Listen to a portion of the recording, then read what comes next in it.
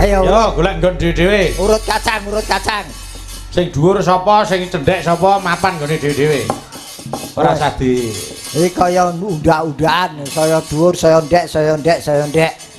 Iki sing diarani tertib. Nggih. Kalau awal mula tertib, nanti selanjutnya juga tertib. Amin, amin, amin, amin. Waduh, wis jan. Nika pinggir dhewe asmane Mbak Dita Intawati made in saka Banyuwangi.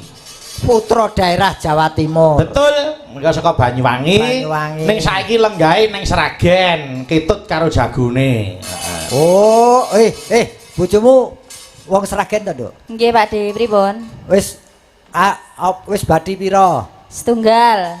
Siji. Nggih. Oh, ya. Manak pisan, Dek.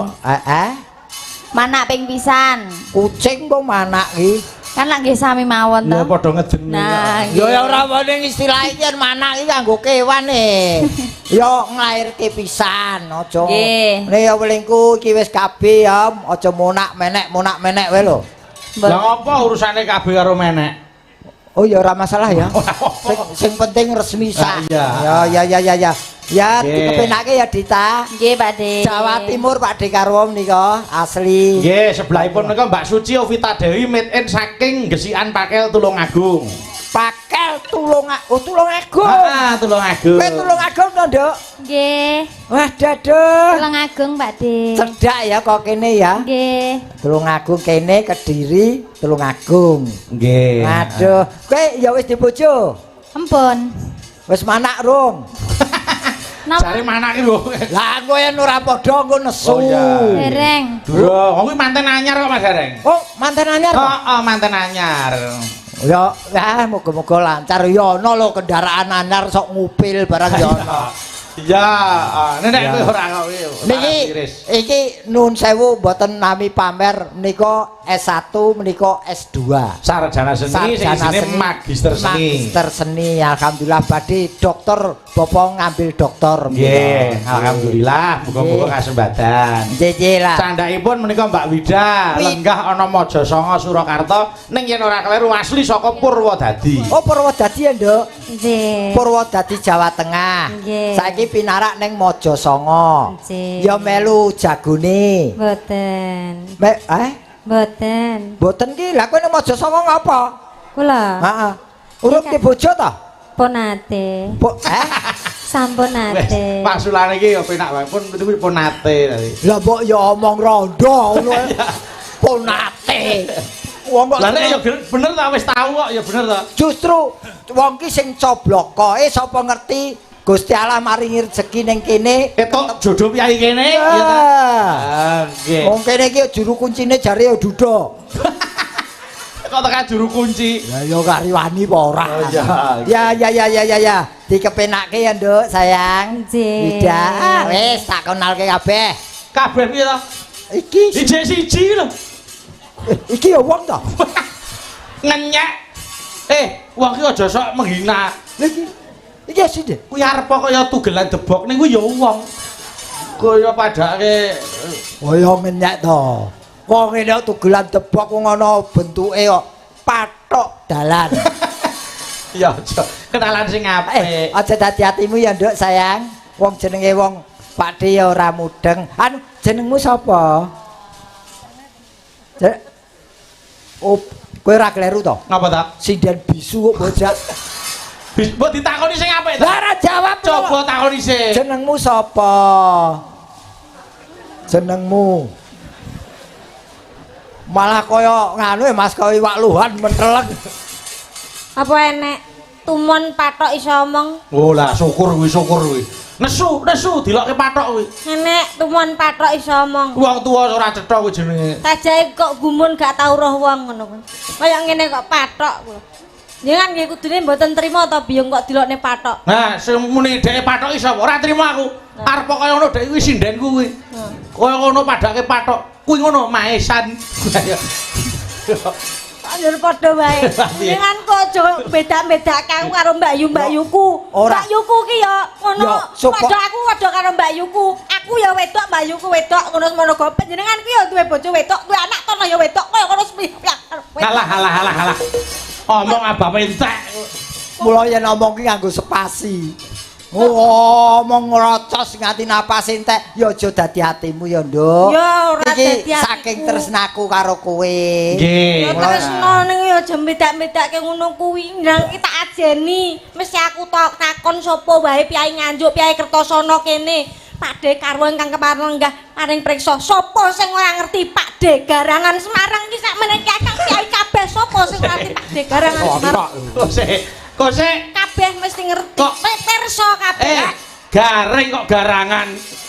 Omong ora genah wong tuwa diarani. Kok Pakde garangan iki lho piye maksude? Garangan.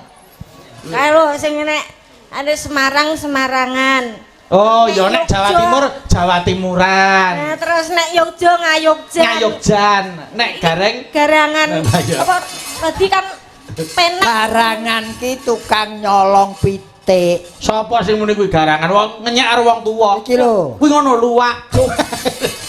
Lawak kok luwak. Iki Pakde peluwak. Iya. Luwak malah teleke payu.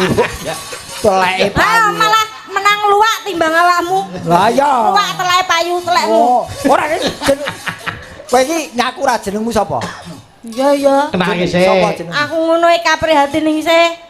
Oh, Mbak Eka prihatin ning sapa sih. ngendi Nduk sayang? Saka Sragen Pakde sano Batang sayang. Sayang. Sayang kok batang. Kowe agar karo aku kurang ajar iso tak pek dhewe lho. Oh, aku ora kurang ajar, kurang kasih sayang. Ayo, Nah. ayo malah tak kasih. Oh, anu wis di bojo apa urung? Urung. Pacar. Alhamdulillah. Eh, Pangestunipun. dereng. Dereng.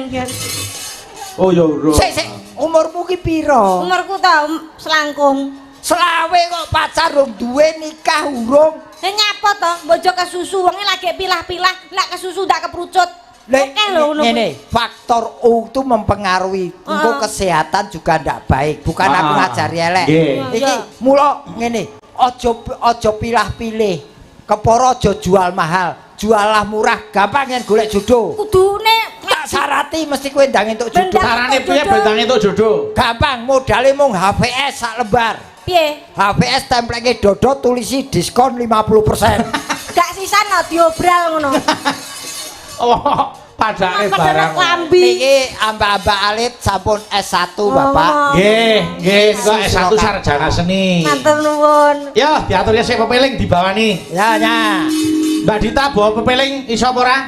Saged Pak Bayu. Saged nya jatas 100.000 iki ana Terima saweran kasih. 100.000. Mbak Suci pepeling iso apa ora? Saged. Jatah 100. Mbak Wida pepeling. Kasih. Ya kene dijigo iki nek jatas 100. Eka, Nggih. pepeling iso apa ora? Saged. Jatah 100. Alhamdulillah. Mas Gareng iso apa ora? Kasih. Aku Ayo. Iso apa ora? iso. Ya jajal sih suarane. Coba sih. Ya. Kabeh iku kudu dibuktekke. Aja ngantek mung waton wangsulan. Dalange diskriminasi. Ngapa ta aku? Kono muni saged ngono wis 100. Lah mergo kuwi kulino, dadi siji nyambut gawe kok. Wis kulino wis hafal. Nek sampean sok melu sok ora, sok melu sok ora. Terus aku dijajal. Oh, coba no. Engko nek lali sapa sing ngerti? Oh, wong kok dijajal kaya celana ae. Melu ora. Lah aku ora mbok ajak kok.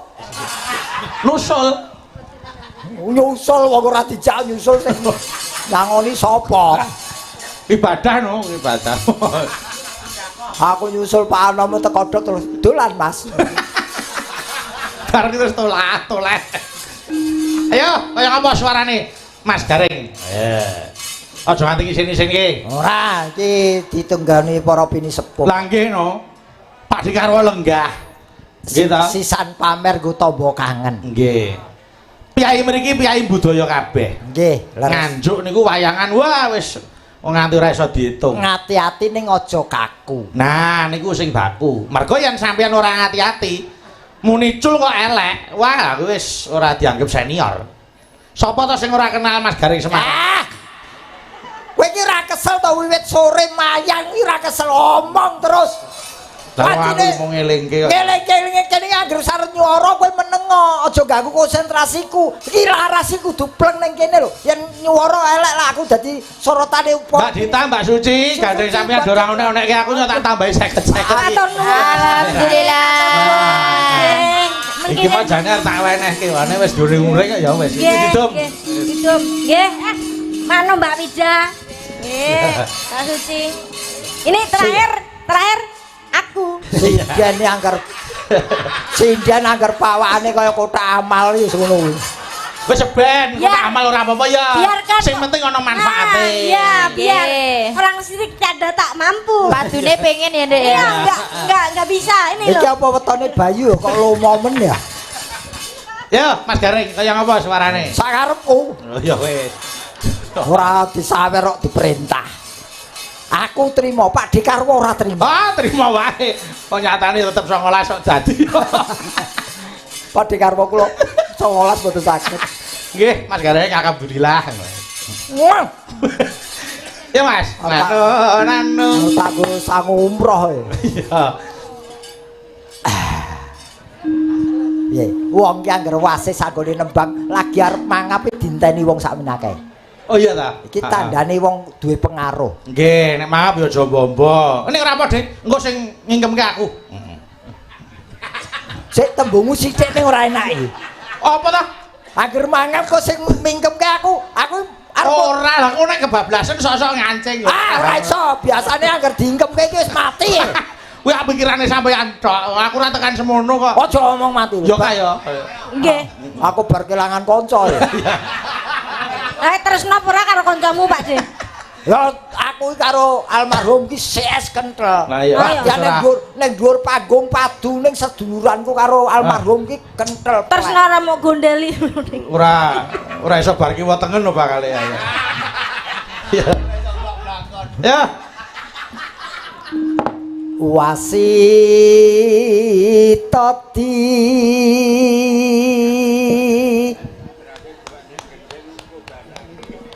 satu saya ketok keplok tok. Engko enek dhewe.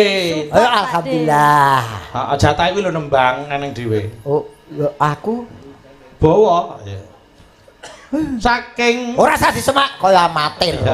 Ya tak meneng wis. Saking Prawinasis.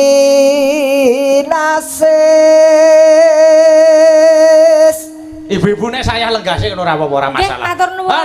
Lenggah ngono. Bayan perut kan gelar kloso turu ning kono lho. Kok nesuwi ngopo ta? Kok ki rung wancine nembang kok lenggah Bu, lenggah kabeh. Ben pilah antarane sing bawa karo engko sing nembang. Nggih. Pilah. Ning syuting ndak ketok kebak kan ra penak. Ora konangan wong no tak bacok tenan kowe. Iya. Ora entuk dhuwit. Gareng apa kanibal? Njur bacok yae. Nano. Ngeling ngono wong urip ing donya bebasan mung mampir ngombe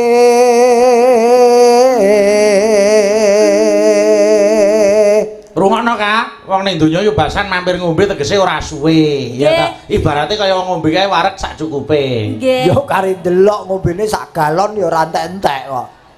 Ya kuwi mlempoken no. Nek kokean lagi sore wis medun. Sak karepku kok sore mudhun ki. Nah, sak liburan wis medun pindho iki wong. Tenano, ayo. Salat kang limang waktu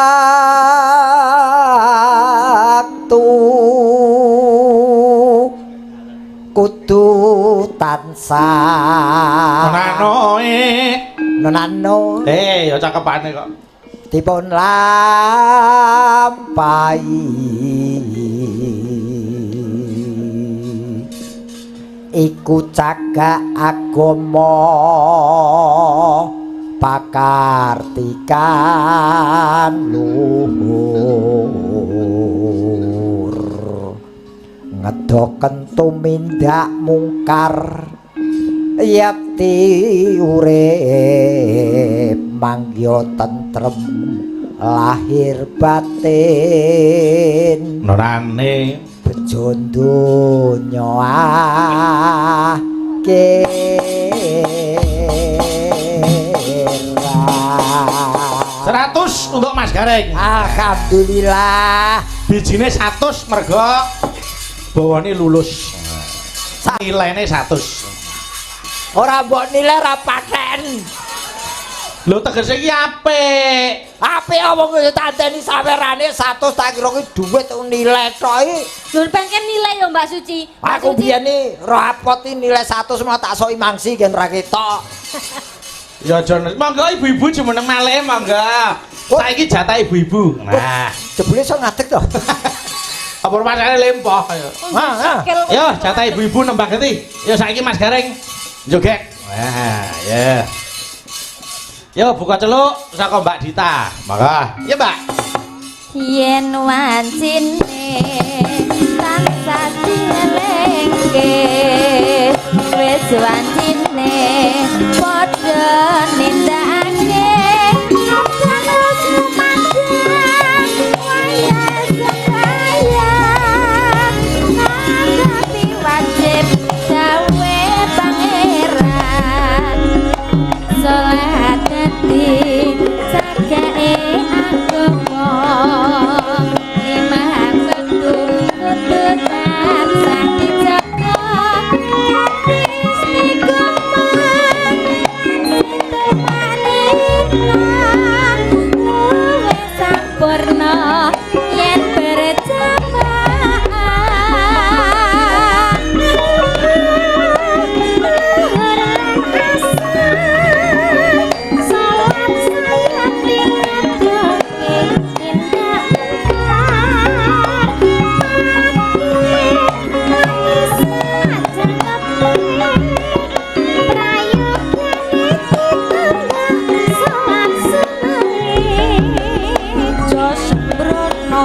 iku perintah agama ngelingono ning donya wong sedelo sabar lan tawakkal asa sayasa yen pengen besok bukan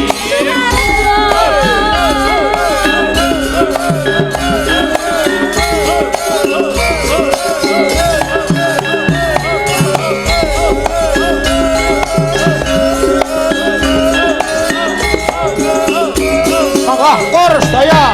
Ya.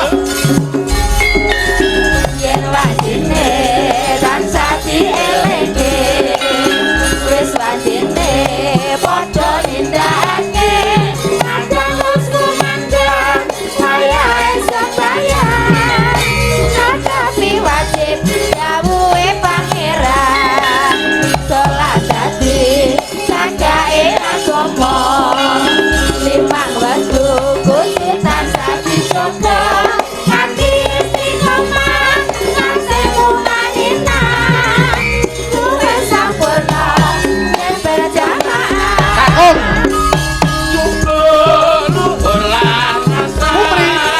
salat saya dingedoke tindakan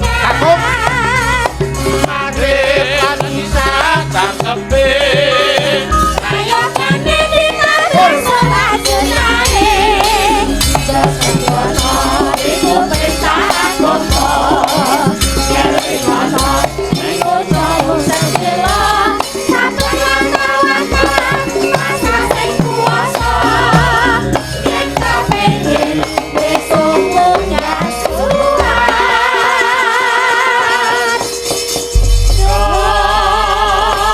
Alhamdulillah wis diaturke pepiling, sampun diaturaken pepiling Mas Gareng. Nggih, alhamdulillah. Monggo sedaya lenggah Mas Gareng. Nun. Keluarga almarhum Mbah Guru Kiji, Nggih, dawuh. sedaya para putra menika nulat dhateng suwargi Mbah Guru Kiji. Nggih, leres. Sugengipun namung kepengin nandur lelabuhan dhateng masyarakat. Leres. Kados dene panjenenganipun Bapak Estu Hari Subagio kala wau. Nggih. Lenggah Ketua Komisi A DPRD Provinsi Jawa Timur. Nggih. Menika ora ana liya mung kejaba kepengin labuh nyang masyarakat. Nggih, nggih. Nggih ta? Nggih. Mula masyarakat sing ngrumangsa dilabuhi ya ndongake karo Pak Estu sak keluarga lan keluarga agung Mbah Guru Kiji. Pripun, Mas? Sugenge tansah manggih rahayu wilujeng niskala tinebihna ing durga sengkala Nggih. cinaketna ing bagya mulya. Ingkang sinedya teka. Amin, amin, Sing amin. baku amin. ngoten ing kula pitados Nggih. tanpa beliau sudah kelihatan sepak terjangnya terhadap siapapun yang nun sewu yen cara demokrasi ini nak pilih-pinilih. Leres. Terus sing milih wis do pirsa sepak terjang beliau. Nggih Mas Gareng. Namung estu-estu anu kok kanthi andhaping penggalih Pak Estu paring dawuh aku iki mung kepengin nandur lelabuhannya masyarakat. Sak apik-apike wong sing piguna tumrap wong liya ngoten niku ngendikane. Niki kula garis bawahi melih, Mas. Nggih pripun? Ternyata keluarga besar dari almarhum Mbah Guru Kiji. Guru Kiji itu prinsipnya sederhana. Menapa? Aja sok bandingke awake dhewe karo wong liya. Leres. Luwih becik bandingno awakmu dhewe karo awakmu dhewe.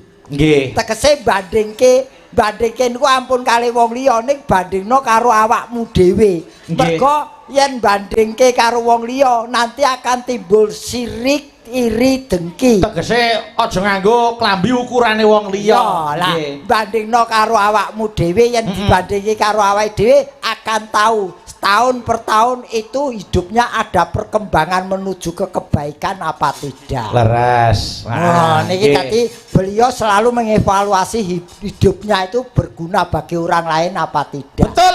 Niku sing kula garis bawahi Mas Gareng. Sing kula senengi ngoten wah jan nek nimbali Mas Gareng ora bakal rugi kok. Aku mau pindah ning lurung ngono piye? Lho ora masalah menapa. Serah entuk saweran kupinge tembus.